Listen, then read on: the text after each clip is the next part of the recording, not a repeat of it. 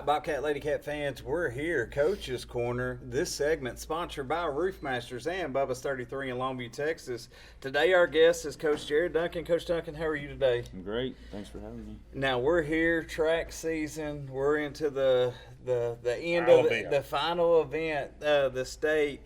You know, right now, how many athletes going to the state track meet? Just two athletes, two girls, Avery Perkins and Lamaya Henderson. And getting to watch them, Coach Duncan, through the year, Lamaya and Avery, they're very similar, but yet they're very different. What's it? First of all, what's it like coaching two athletes like that? Because they also seem like very competitive athletes. And then, what's the difference between Avery and Lamaya? It's really a lot of fun having kids like that. Just going to a meet and knowing that they can win a race is a blast. And they're both great kids. They work hard. They're on opposite ends of the spectrum as far as where they fall in their sport. Lamaya's a sprinter and Avery's a distance runner. And then they've got to come together to run a 4x4 for us this year, and so that's been a lot of fun. But they both take it very serious, do exactly what they're supposed to do. They're committed on their own, and they're both fun to coach. They're just easy to coach, and they're just fun to have on the team, just because of how good they are, but because they do exactly what they're supposed to do. So as a coach with two elite athletes like that, what is your job with them? Just to make sure they're doing their thing, or do you give extra advice to them, or how hard is it to coach somebody like that? Well, I mean, my focus as a coach is with the distance runners. So I'm with Avery with her workouts and the plan that she has, and so I spend a lot more time with her.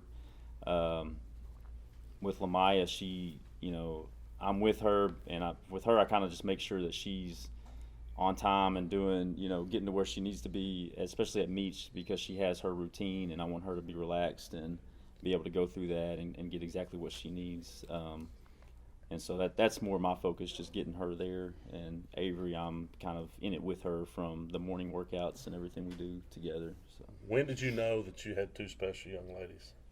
Well, Avery, I knew when she was in 7th grade. She ran 550 miles as a 7th grader, and I tried for years to get her to run cross country and track, and she didn't actually come out till she was a junior to cross country. So I mean, she was avoiding me in the hallways and everything before that, but I knew she was a special athlete, and I wanted her to see that. And then when she finally came out and ran, she realized that too. Lamaya, she was at Longview as a freshman, so she qualified for state in the 200 as a freshman, and then transferred to Hallsville. So we knew what we were getting when she moved here. Yeah. What's it like, Coach? I mean, how long have you coached cross country track? This was my 8th track season. Okay. What's it like? Have you ever had athletes like these two before in the past? We've had some good girl distance runners. We've not had anybody like Avery on that level, but we've definitely had just some great kids and solid runners. You look on our record board and it's changing, Right. But yeah, Avery's at the top of that list. Lamaya got to the top this year in the 100, 200, and 400. Have you had one qualify for state before? Avery made it last year. Avery made it last year. And she was the first one that I've coached personally. So it's leading up to the big day. Do you get nervous with the girls? I get pretty nervous before the races. I think at state I'll be relaxed. I mean, it's kind of like you're there and you got nothing to lose. At regionals, I was a little bit nervous going into that 800, and all of them, for all 4 of their races, you want them to get there, and anything can happen. And get disqualified or get out of your lane. Or Avery had a race at a Texas Distance Festival earlier in the year, and she got spiked during that race just with the crowd in the 800, and so she finished the race but not good. She wasn't able to run after that, and so that was kind of my fear for those 2 races, was something like that could happen to keep her out. So do you teach them a strategy? Like I know with Lamaya, it's just gas. It's all gas, no brakes.